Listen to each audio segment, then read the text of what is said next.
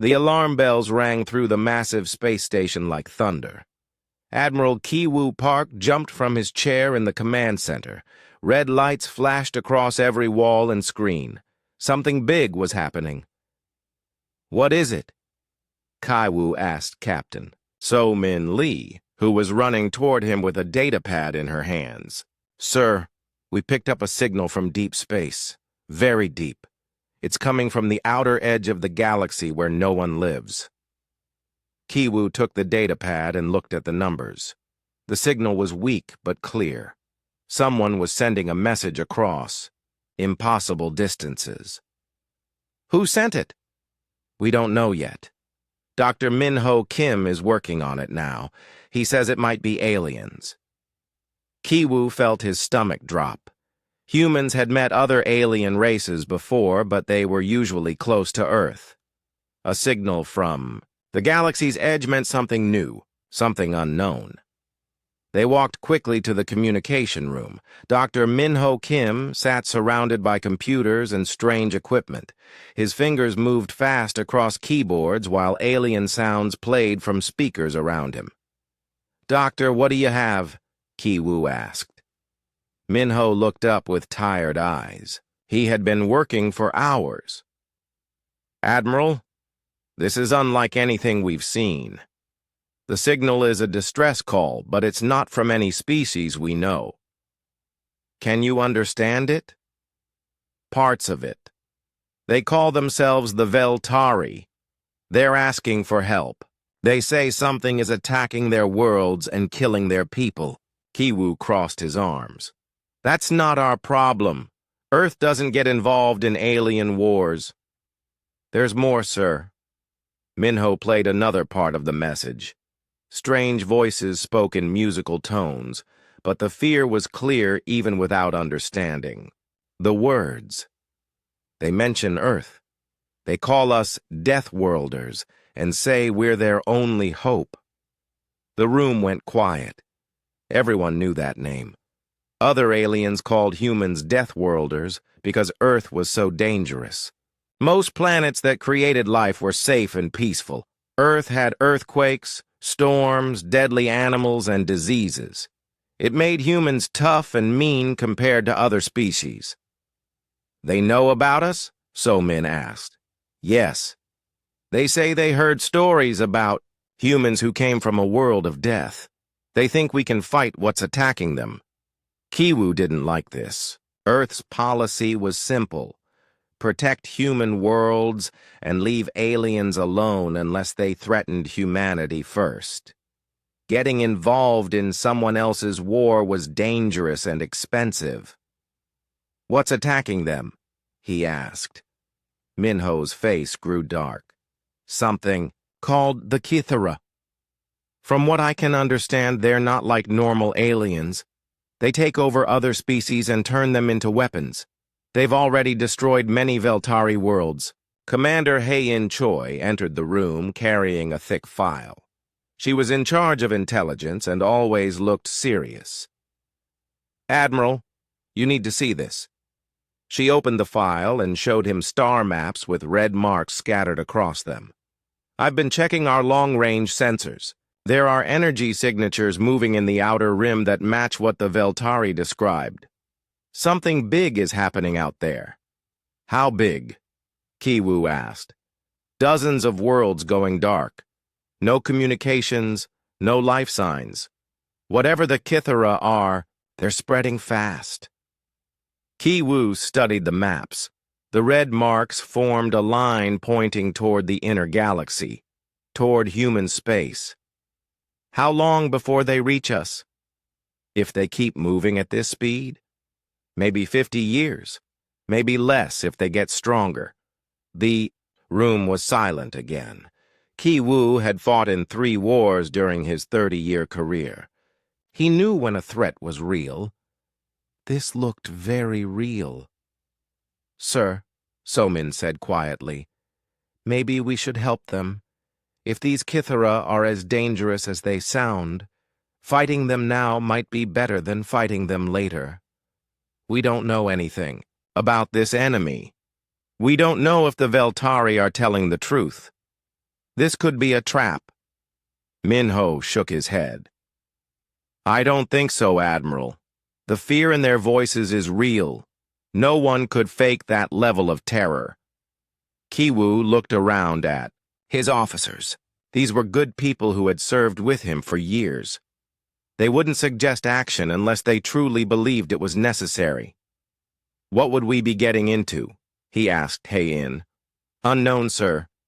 But our intelligence suggests the Veltari are peaceful. They have advanced technology, but no military. They're scientists and artists, not warriors. Against something that conquers worlds, they don't stand a chance. And us? The 7th Battle Fleet has 30 ships and 15,000 Marines. We're designed to fight anything in space. Kiwu walked to the big window that looked out at Earth. The blue and green planet hung in space like a jewel. It was beautiful, but he knew how deadly it really was. Humans came from that dangerous world, and it made them different from every other species they had met. Other aliens built peaceful societies on safe worlds. Humans built weapons and armies because Earth taught them that survival meant being ready to fight. Maybe that's exactly what the galaxy needed right now. Dr. Kim, can you send a message back to these Veltari? Yes, sir. It will take time to reach them, but I can do it. Tell them the humans received their message. Tell them we're coming. So-Min looked surprised. Sir, Earth Command will need to approve any military action. Kiwu smiled for the first time that day. They will. Once they see this intelligence, they'll understand. Sometimes being a Deathworlder means you have to live up to the name. He turned back to his officers. Start preparing the fleet. Full battle readiness. We're going to war. The alarm bells stopped ringing, but Kiwu knew this was just the beginning. Somewhere in the darkness between stars, an ancient enemy was destroying worlds. The Veltari had called for help from the only species crazy enough to answer. The Deathworlders were coming. The shipyard around Earth looked like a metal city floating in space. Hundreds of workers moved like ants between the massive warships, loading weapons and supplies. Captain So-Min Lee watched from the bridge of the flagship Indomitable as her crew prepared for war. Status report, she called to her officers. Weapons systems at full power, reported Lieutenant Jae-Hyun Yu from his station. Navigation computers updated with the course to Veltari space. Medical bay stocked for extended combat operations, added the ship's doctor. So-Min nodded. The Indomitable was the pride of the human fleet. 800 meters long and armed, with enough firepower to crack a moon in half. Around her, 29 other warships prepared for the same journey into unknown space. Down in the Marine quarters, General Tae-Young-shin addressed his soldiers. The room was packed with men and women in black armor, their faces serious and ready.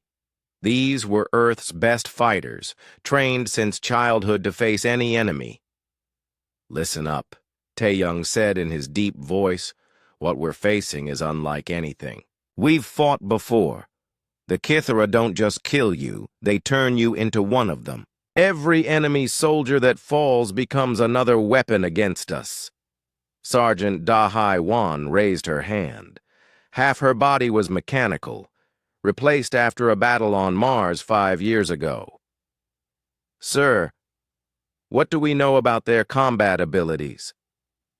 Not enough. Intelligence says they use biological weapons, living ships, creatures that can change shape, things that can phase through solid matter. We're going in blind.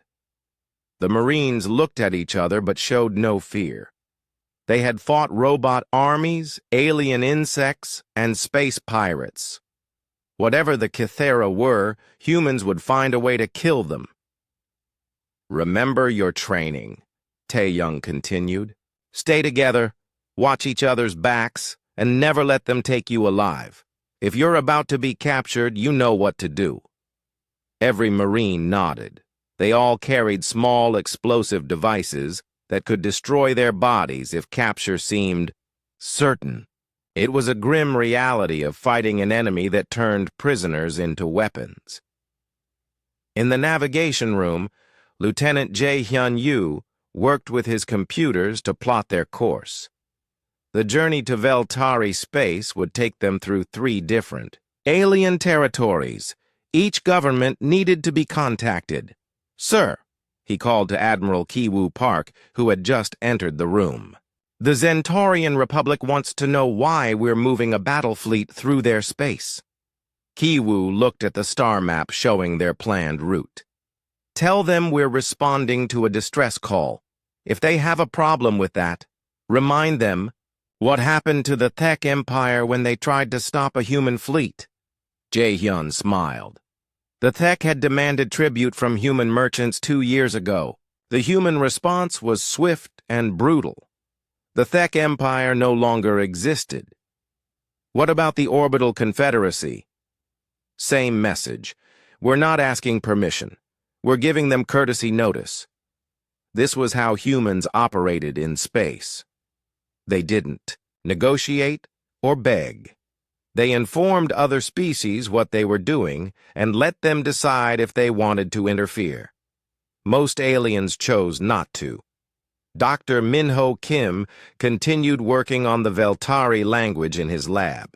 The more he translated, the more worried he became.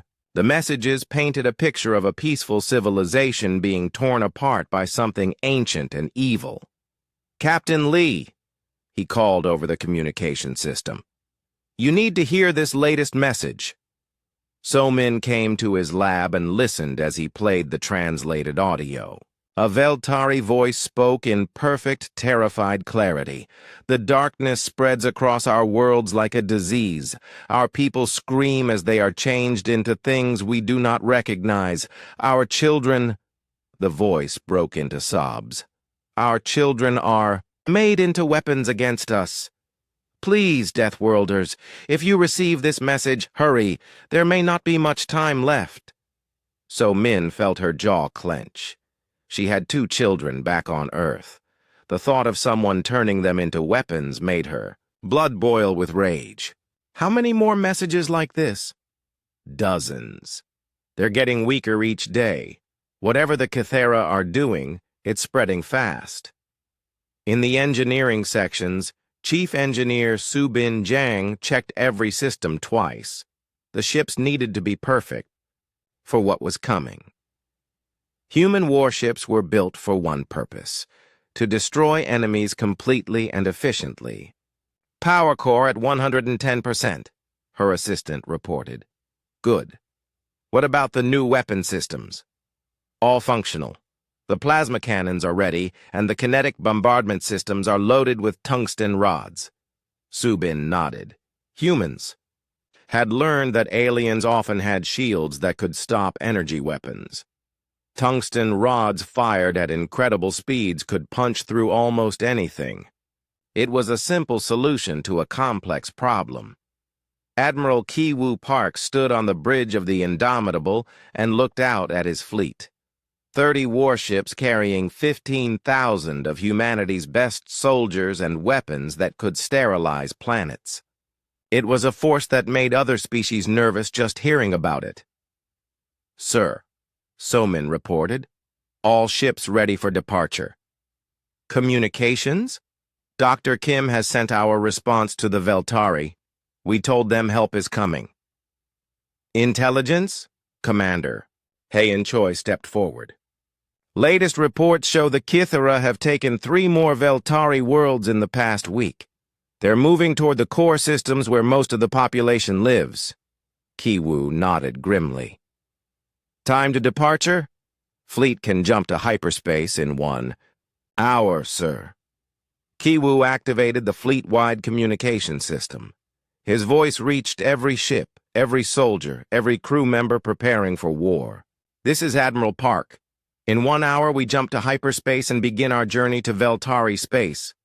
We go to face an enemy we don't understand, to help people we've never met, in a part of space where humans have never been." He paused, looking out at the stars. "Some of you might wonder why we're doing this. The answer is simple. The Veltari called us Deathworlders. That name comes from the fact that we survived on a planet that tried to kill us every day. We learned to fight back, against impossible odds. Now there's something out there destroying entire civilizations, something that turns peaceful people into weapons. If we don't stop it now, it will eventually reach Earth. It will threaten our families, our children, our home. So we go to war, not because we love fighting, but because someone has to, because we're the ones who can." The fleet began moving toward the jump point. 30 ships carrying death itself toward an enemy that had never faced anything like humanity.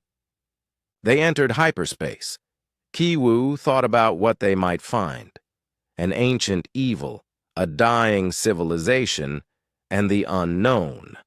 But humans had faced the unknown before. They were Deathworlders, and they were coming to remind the galaxy why that name was feared across the stars. The human fleet dropped out of hyperspace at the edge of Veltari territory. What they saw made even the battle-hardened Marines go quiet. A planet hung before them, but it was wrong. Where there should have been blue oceans and green continents, there was only gray metal and pulsing red lights. "My God," whispered Captain So-Min Lee from the bridge of the Indomitable. Admiral Kiwu Park stared at the corrupted world through the main screen. "What happened to it?" "Scanning now, sir," reported Lieutenant Jae-hyun Yu. "The planet's surface has been completely changed. It's covered in some kind of organic metal. I'm reading massive energy signatures, but no life signs." "No life at all?" "Nothing. Natural, sir. But there's movement down there. Lots of it." Through telescopes, they could see the planet's surface crawling with things that moved like insects, but were the size of buildings. Massive structures that looked like they were breathing rose from the metal ground. It was beautiful in a horrible way. "This is what the Kithra do," said Dr. Min-ho Kim, who had joined them on the bridge. "They don't just conquer worlds, they change them completely." Before anyone could respond, new contacts appeared on their sensors. Ships were approaching from deeper in Veltari space. Strange, elegant vessels that looked more like art than weapons. "Incoming transmission," reported the communications officer. The main screen changed to show the most beautiful creature any human had ever seen. The Veltari had pale blue skin that seemed to glow softly, large silver eyes, and faces that looked like they belonged in a painting. When it spoke, its voice was like music. "Please do not fire," the alien said in perfect English. "I am Prime, Minister Athavera of the Veltari Republic. Are you the humans who answered our call?" Ambassador Ye-jun Kang stepped forward. He had been chosen for first contact because he was calm and diplomatic. "Yes, we are. I am Ambassador Kang, representing the Terran Defense Coalition. We received your distress signal." The alien's eyes filled with something that looked like tears. "You came. We sent messages to 47 different species. Only the Deathworlders answered. We're here to help. Can you tell us what we're facing?" Athvera's beautiful face became filled with terror. "The Kithara. They appeared 6 months ago from the dark space beyond our borders. They do not negotiate or communicate. They simply take worlds and change everything, living into something else." "How many worlds have they taken?" 17 of our colonies. 3 million of my people are gone." The alien's voice broke. "But they are not dead. They have been changed into things that hunt the rest of us. Kiwu joined the conversation. I am Admiral Park, commander of this fleet. We need to understand what we're fighting. Come to our homeworld. We will show you everything we know. The human fleet followed the Veltari ships deeper into their territory. As they traveled, they passed more dead worlds. Each one had been transformed into something alien and wrong. The Kithara were not just conquerors. They were artists of destruction. The Veltari homeworld was unlike anything humans had ever seen. Instead of cities, there were massive crystal structures that grew from the ground like trees. Gardens floated in the air between them, held up by some kind of gravity control. It was peaceful and beautiful and completely defenseless. No weapons, observed Commander Hei-in Choi. No military installations, no defensive systems. They really are pacifists, So-min said with wonder. Dr. Yoonji Ryu, the fleet's xenobiologist, was examining samples that the Veltari had provided. What she found made her stomach turn. Admiral, you need to see this. In her lab, she showed him microscopic images of Kithara tissue. This isn't natural evolution. Someone created this. It's a biological weapon designed to convert other life forms. Convert them into what? Soldiers, workers, living ships, whatever the Kithara need. She switched to another image. Look at this. The conversion process rewrites DNA completely. The victim keeps their memories and skills, but becomes completely loyal to the Kithara. Kiwu felt cold. So every person they capture becomes an enemy soldier with all their original knowledge. Exactly. And the process is irreversible. Once changed, they can never be turned back. Meanwhile, Chief Engineer Su-bin Jang was working with Veltari scientists to understand their technology. The aliens had mastered energy manipulation far beyond human capabilities, but they had never weaponized it. This power core could triple our weapon output, she told Kai Wu over the communication system, but they've never built anything designed to hurt people. Can we modify our weapons to use their technology? Yes, but it will take time, and we'll need their help. The cultural exchange continued as Ambassador Yejun Kang met with Veltari leaders. They were shocked by human military capabilities, but grateful for the help. When he showed them videos of human Marines training, several aliens fainted. You truly are from a world of death, Athvera said with amazement. Your soldiers move like predators. Your weapons are designed only to destroy. It is terrifying and wonderful at the same time. We don't enjoy war, Yejun explained. But Earth taught us that sometimes violence is necessary to protect what you love. Captain So-min Lee led scouting missions to map Kithara positions. Her stealth ships could move unseen through space, gathering intelligence on the enemy. What they found was disturbing.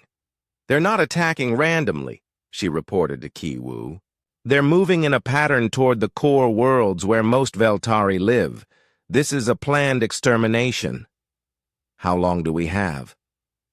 At their current speed, they'll reach the core worlds in 3 weeks. And their forces? Massive. I count at least 200 ships, but they're not like any ships we know. They're alive, growing. Some of them used to be Veltari vessels. Kiwu studied the tactical displays.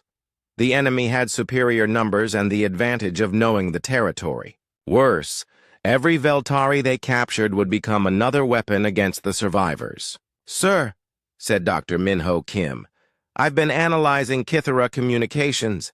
They're not just destroying the Veltari, they're preparing for something bigger. What do you mean?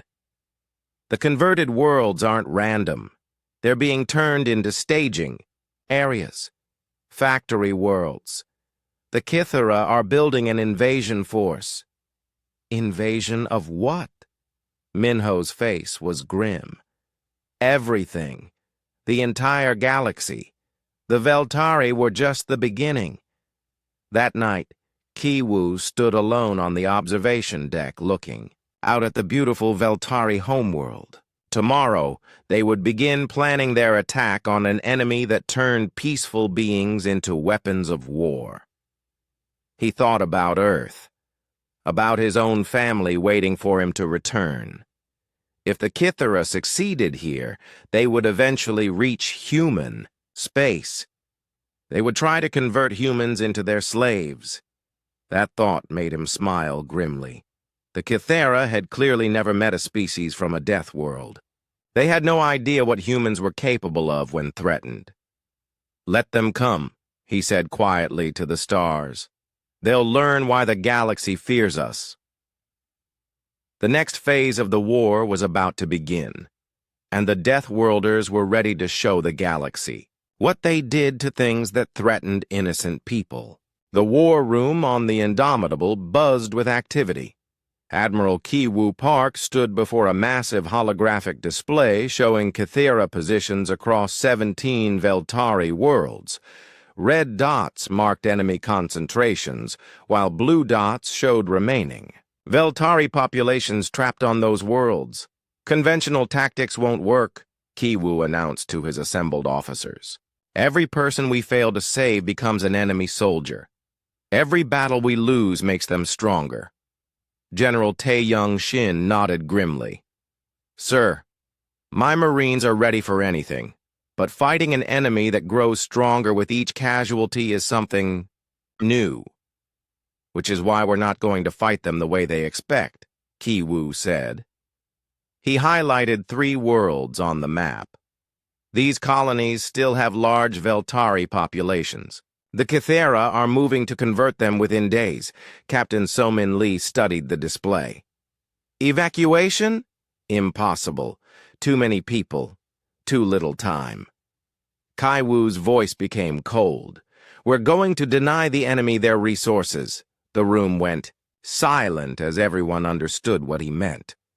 Commander Hae-In Choi spoke first. "Orbital bombardment?" "Precisely. We destroy the colonies before the Kithara can convert the populations.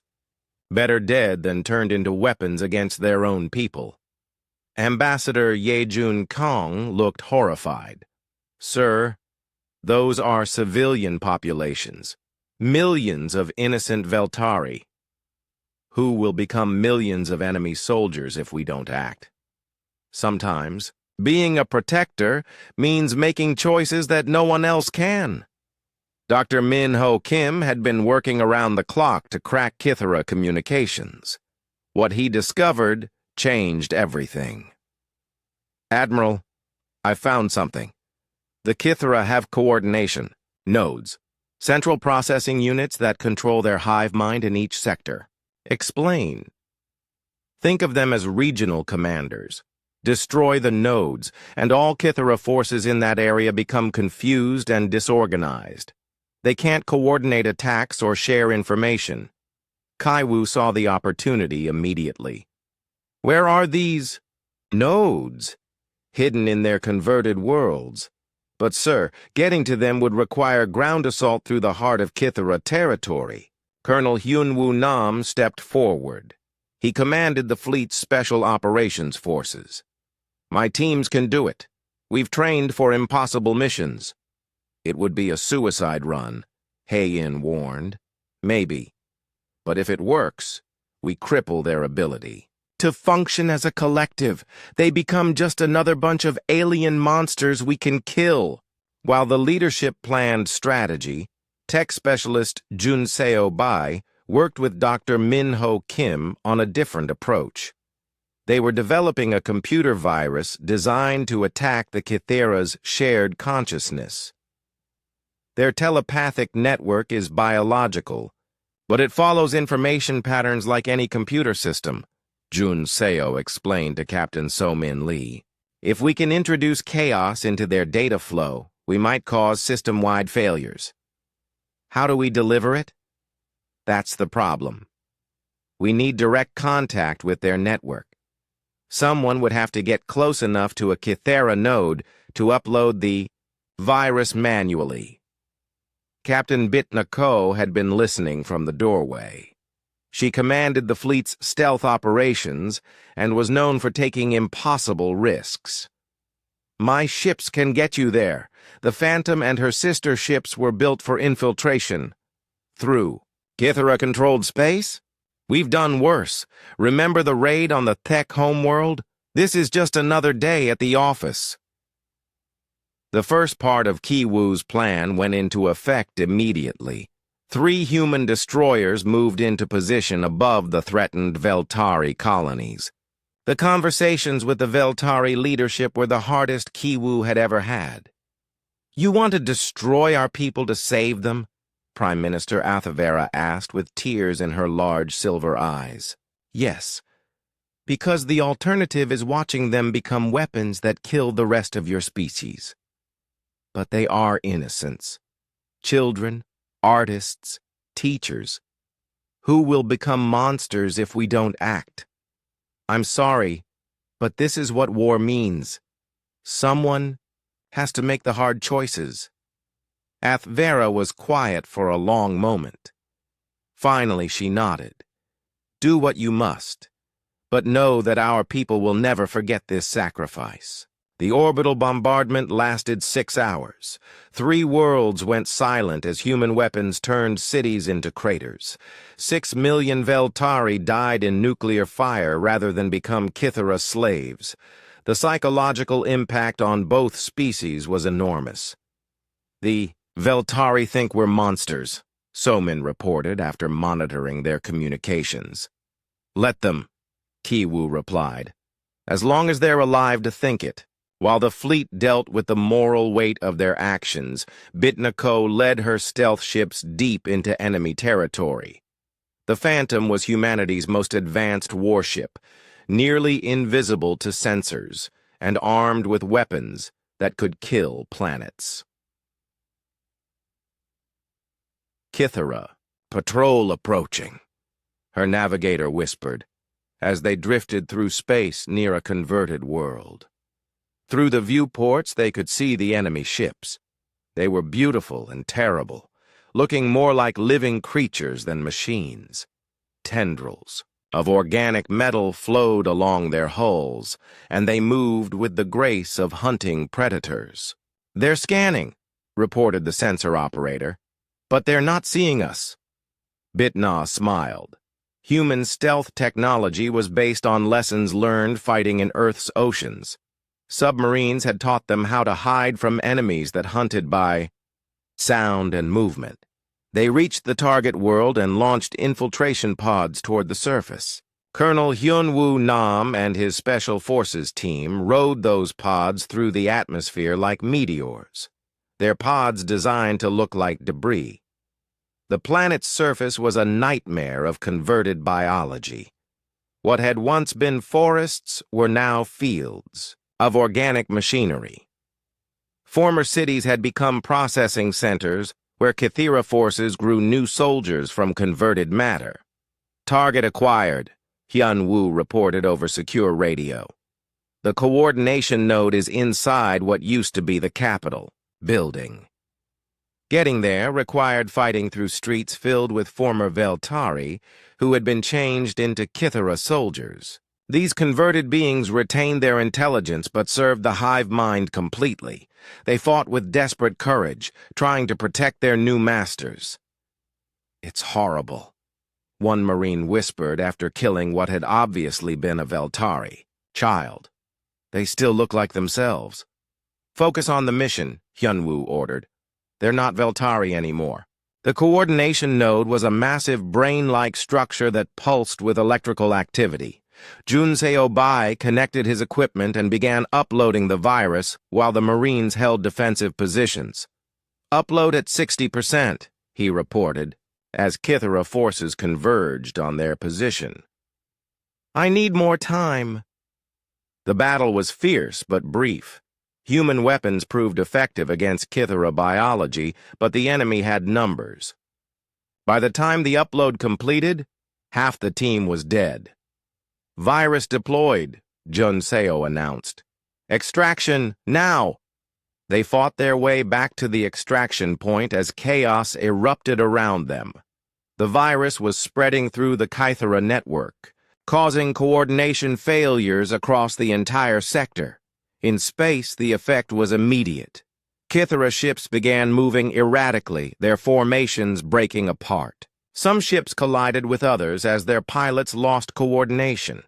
"It's working," So-Min reported from the Indomitable's bridge. "Enemy forces are in complete disarray, but the victory came at a cost." The Kythera, realizing they were under attack, launched a massive counter-assault. Hundreds of living ships converged on the human fleet's position. "All ships, prepare for battle," Kiwu ordered. "This is what we came here to do." The space battle was unlike anything humans had ever experienced. Kythera ships could regenerate damage, change shape, and coordinate attacks through their telepathics network. But human ships were built for one purpose: to kill efficiently. Sergeant Day Hai Wan found herself fighting inside the Indomitable itself when Kythera infiltration forms phased through the ship's hull. These creatures were living nightmares that could pass through solid matter and began converting crew members on contact. "Seal that section!" she ordered her Marines as they fought creatures that seemed to flow like liquid metal. "Don't let them reach the bridge!" The battle raged for hours. Human weapons tore through Kythera ships, but the enemy's ability to regenerate meant the fight never seemed to end. Finally, the virus began taking full effect. Kythera forces suddenly lost coordination completely. Ships drifted without purpose, their crews unable to communicate or plan. The unified assault became a confused mess of individual vessels.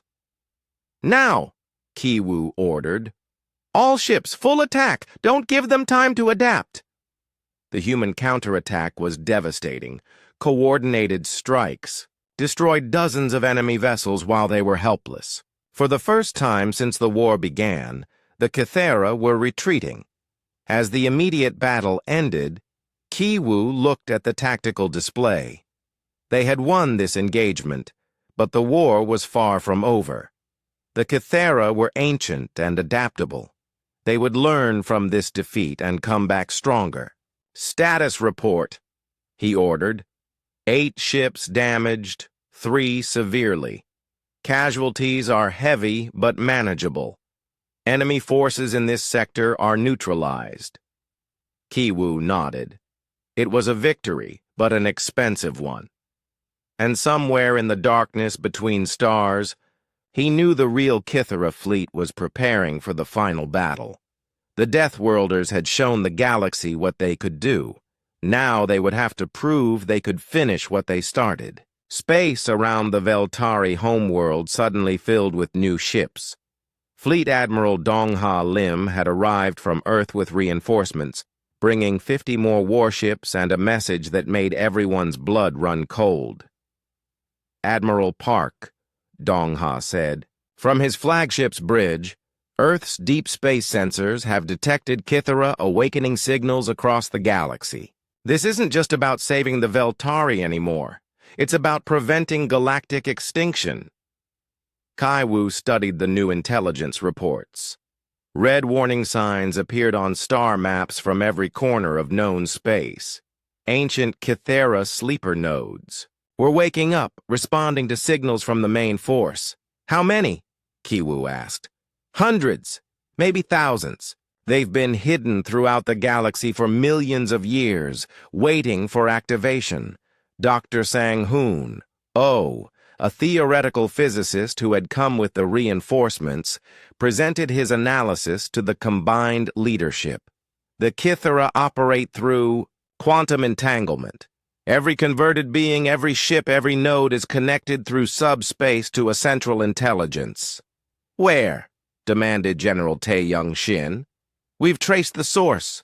There's a dead star system 40 light-years from..." Here, long-range scans show massive artificial structures around what used to be the primary star.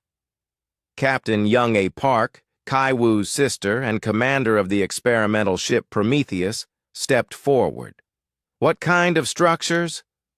A nest ship, the original Kythera vessel, built around an entire star. It's been dormant for millennia, but now it's active again. Kiwu felt the weight of the situation. What are our options? Theoretically, if we could disrupt the quantum entanglement at its source, we could sever the connection between all Kythera forces. They would lose their hive mind and become confused, isolated. How do we disrupt it? Sang-hoon's face was grim. Stellar manipulation. We would need to destabilize the star that their nest ship orbits, create a quantum cascade that propagates through their network. And the cost? Everything within the star system would be destroyed, including any ship close enough to trigger the cascade. The room went silent. Youngie understood immediately. A suicide mission. The Prometheus was designed for experimental stellar engineering, Sang-hoon continued. She's the only ship that could generate the necessary quantum field. Kiwu looked at his sister. They had grown up together on Earth, survived the gang wars of Seoul, joined the military together. Now one of them would have to die to save the galaxy. There has to be another way, he said. There isn't, Youngie replied quietly, and you know it. Meanwhile, the Kythera had realized the true threat humanity represented. Their response was swift and overwhelming. Every converted world, every sleeping node, every hidden force began moving toward Veltari space. Sir, reported Captain So-Min Lee, sensors show massive enemy movement. They're converging on our position from all directions. Numbers? Thousands of ships. More than we've ever seen in one place. Admiral Dong-Ha Lim took command of the fleet's defensive preparations. 80 human warships formed a battle line around the Veltari homeworld, but everyone knew it wouldn't be enough against what was coming. This is it, Kaiwu announced to the combined fleet. The final battle. Everything we've fought for comes, down to the next few hours. The first wave of Kythera forces arrived like a living tsunami. Ships that had once been beautiful Veltari vessels, now twisted into nightmare forms, led the assault. Behind them came the true Kythera fleet, ancient ships that looked like they had been grown rather than built.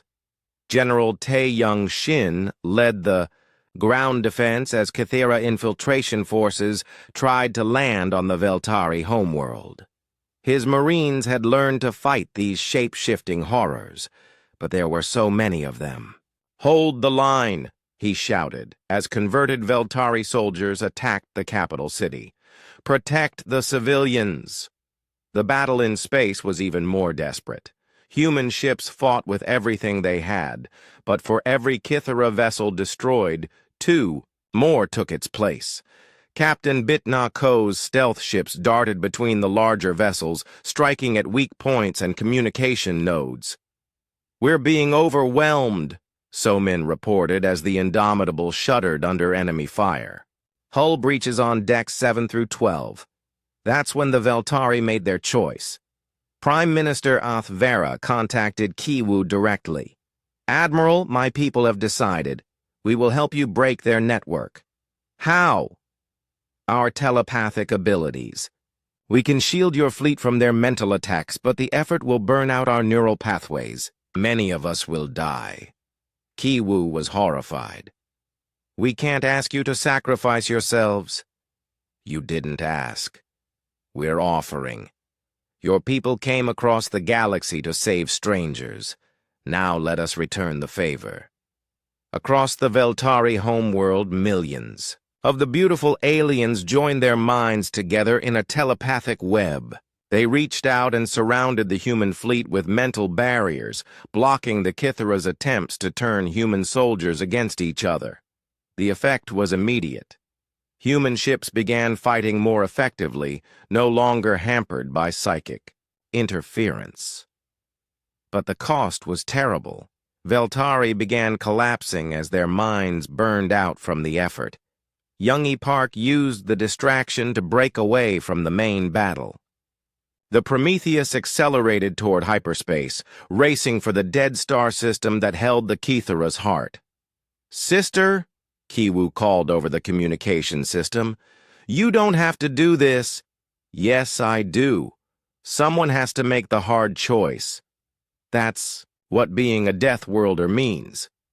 Come back alive." "I'll try."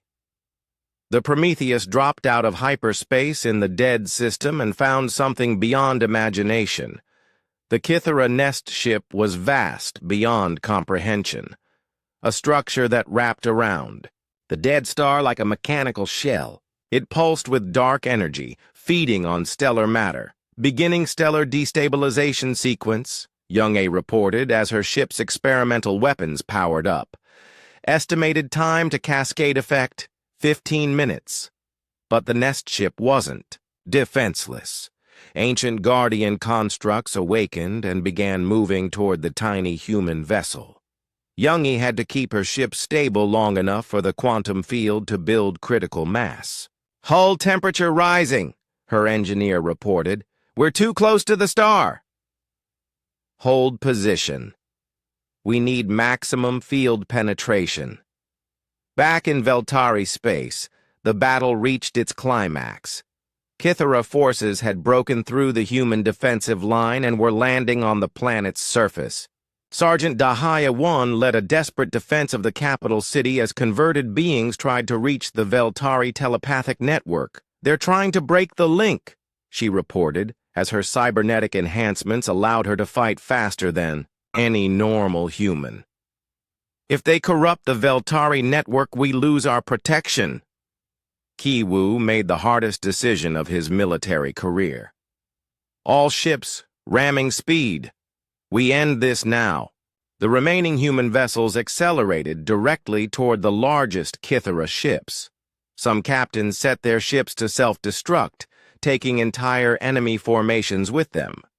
It was a desperate gamble to buy Young-A more time. In the dead system, the Prometheus was falling apart. Guardian constructs tore at her hull while stellar radiation cooked her armor.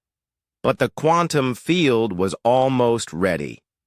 "Field at 90%, Young-A reported, her voice calm despite the chaos around her. "Beginning final sequence." "Young-A," Kaiwu's voice crackled through the static. "I'm proud of you. Take care of Mom and Dad. Tell them I saved the galaxy." The quantum cascade began as a ripple in space-time itself. It spread outward from the dead star, racing through the quantum entanglement network that connected every Kithera being across the galaxy. The effect was instantaneous. Every Kithera ship suddenly went dark. Every converted being collapsed as their connection to the hive mind was severed. The ancient intelligence that had controlled them for millions of years simply vanished. In Veltari space, the massive enemy fleet began drifting helplessly.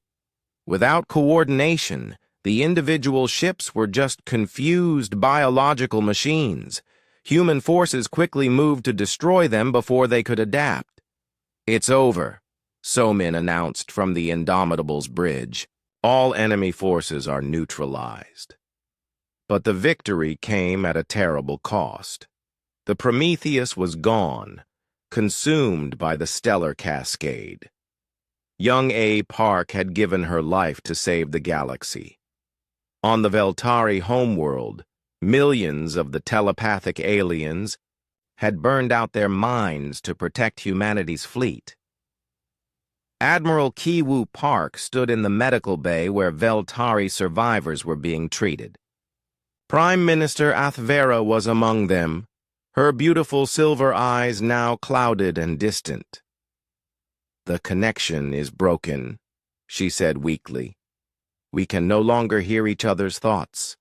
But your sister's sacrifice was not in vain. The galaxy is safe. Ki-Woo nodded, feeling the weight of command and loss.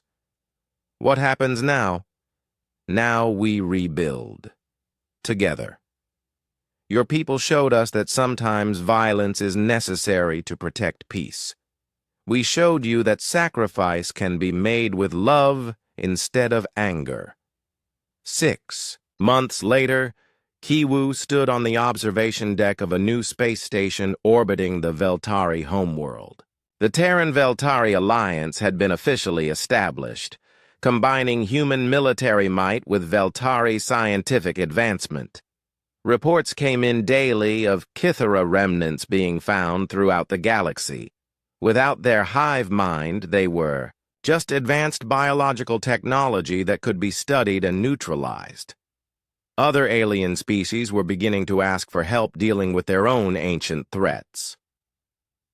Admiral, Captain So-Min Lee approached with the latest intelligence.